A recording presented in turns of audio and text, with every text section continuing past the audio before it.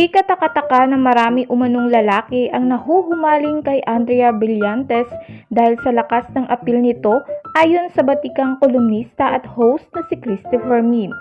Sa kanyang online talk show na Showbiz Now na tahasang sinabi ni Christopher Min na kung ganda ang pag-uusapan, wala talagang binatbat si Catherine Bernardo kay Andrea Brillantes.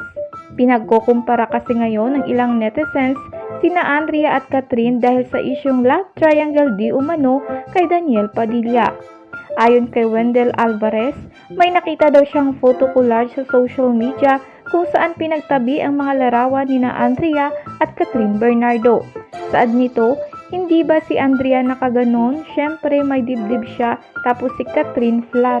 Nakalagay doon, flat. Syempre maraming bumoto kay Andrea. At maliban daw sa hinaharap ni Andrea at Catherine, pati umano lips at balat ng mga ito ay pinagkukumpara.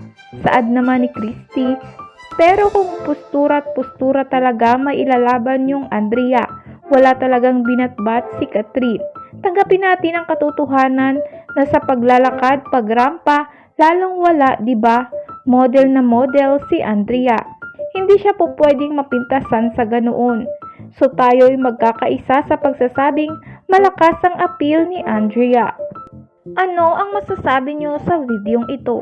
Agree ba kayo ka-celebrities kay Christopher Min? Just comment down below.